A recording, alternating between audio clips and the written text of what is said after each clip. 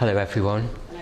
My name is Martin and I've been asked to speak to you today at this World AIDS Day service. When I was asked to speak at this service, I really wondered what on earth I had to offer. And I guess all I have is my story, or at least some part of it. And so that's what I'm going to offer you today. First of all, I'll start with World AIDS Day. As you've already heard, it's the day of the year, 1st of December, where we focus on raising awareness around HIV, and we show support for people living with HIV, and remember the 35 million people across the world who have died from the virus. Making that statement, one that I've made so often before, feels a bit strange. It's like I'm talking about this as though it's part of someone else's life. Like there is me, and then, entirely separately, there is this thing happening out in the world. But it's not the case. I am one of those people. I'm a gay man living with HIV. And when I was diagnosed in 1993, things were very different than they are now. HIV was an untreatable disease. It had been around, as far as we knew, for about 12 years at that point. Early news reports were of deaths of young gay men in New York and referred to it as gay-related immune deficiency, or GRID. In a couple of years, it evolved to AIDS, or acquired immune deficiency syndrome, and HIV was identified as the virus that caused it. I remember well the first time I heard the word AIDS. I was 12 or 13 in my second year at secondary school, and there was a report on news at 10 announcing the naming of AIDS. My heart sank. By this time, I'd endured years of bullying. In an age of only 4 TV channels, you knew pretty much what people were watching, and you knew everyone was watching this, and that the next day the word AIDS would be used to wound me for the first time, alongside the usual homophobic adolescent slurs of queer, bender, gay boy. And sure enough it was. School was a rain of punches, spitting and ritual humiliation. A cruel and lonely time. Sex and sexuality were not taught, and at that time it was made clear they were shameful and sinful and barely respectable enough for the miracle of procreation.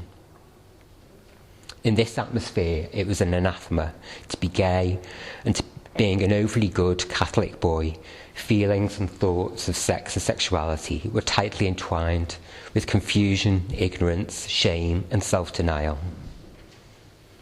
For despite my more than apparent feyness and femininity, I would just unconvincingly declaim my heterosexuality all over school, desperately running from myself, yearning for acceptance from my peers, my family, the world, completely ignorant of the concept of self-acceptance, and further provoking my peers to taunt me with my readily visible vulnerability. Once I entered university, there was a new world, where sexuality was still taboo in a male-dominated world of science and engineering, but there were new freedoms and experiences. I began to come out, gradually exploring disclosure with my friends, some of whom welcomed me and some of whom were appalled. But for the first time there was some sense that my existence could be something more, and so I began to explore the gay scene on my own, searching for friends, attachment and intimacy. After a time I gained my first boyfriend. My family were very traditional, quite domineering and controlling, so this had to be kept a secret. But they soon cottoned on that something untoward was happening. Initially, I was threatened and intimidated into ending the relationship, but it soon started again. And eventually my dad found out, and rather than being cast out, I was confronted with an idea of a sort of familial house arrest, being forced to break all outside ties, and being unable to leave the house without being escorted by a member of the family. Having endured so much for so long, I wasn't about to give up what I'd gained. So I found myself as a young adult having to run away from home and my relationship with my family in tatters. Devastated and disorientated, I searched for a tribe that might accept me, but having little sense of self, it was years before I realised that without a foundation of self-worth, I would attract little of substance. I was grateful for any attention or connection, regardless of the quality, and there was almost nothing I wouldn't do for some sense of validation or connection, including a cycle of drink and sex in order to satisfy the increasingly promiscuous tastes of my then boyfriend. So in 1993, I found myself making the choice to have an HIV test, knowing we would both taken risks, which for me resulted in a positive diagnosis. At 23, I found myself with an incurable disease which I was told would kill me within 5 to 10 years. Numb and scared, I threw myself into work and volunteering, desperately wanting some sense of achievement or status to cover up the trauma of facing my own mortality, that I'd made some huge mistake with my life, that I deserved this somehow, or maybe that I was dead or as good as already. After this, along the way, friends and peers got ill and died, while I worked and started a new life on my own. My health deteriorated until after a few years, medication came along, which changed the lives for me and many others, giving us health and now potentially a chance to live to old age.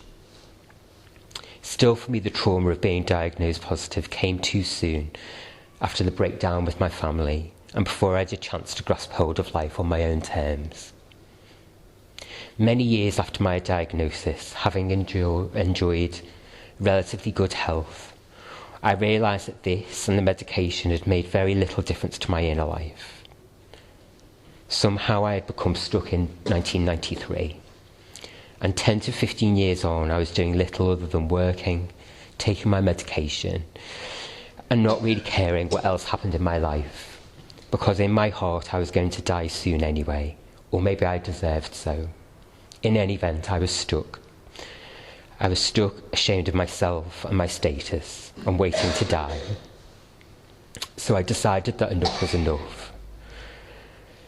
I made a choice to begin to live life more openly as a person living with HIV and speaking publicly about it, deciding that somehow I had to move on from the sense of shame and begin living and loving and reaching out. So why am I relating all of this? Well, this year's theme for World AIDS Day is stigma, not retro, just wrong. The idea being that though wonderful treatments exist to keep people alive and healthy, attitudes towards those living with HIV have changed very little from the early days. And this is what affects people's lives and health in many ways the most, and acts to prevent work to combat HIV and reduce the number of people being diagnosed. My story, though it takes place 10, 20, 30 years ago, is no different. Though young gay people have access to information, support, and their peers in ways that were unimaginable to me in the 1980s, the experiences of bullying, homophobia, and family breakdown are still extremely common. And me, young gay men, are still extremely vulnerable to a range of difficulties, such as mental ill health, homelessness, as well as HIV.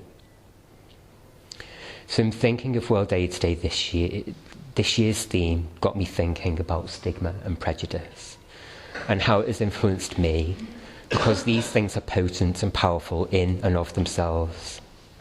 However, when we internalise them, they shape and colour how we feel about ourselves and our value in the world, limiting our capacity to love ourselves and others. In the last 10 years, exploring therapy, meditation and self-compassion, my life has moved on. I still struggle, but I've learned to remind myself, if I feel tempted to internalise the stigma around HIV, that I contracted this disease in the search for human intimacy, that my fractured relationship with my family is a mark of a struggle to survive and accept myself in a world that did not accept me, and that the best opposition to stigma and prejudice is when I exercise compassion and understanding for myself and for others. Thank you.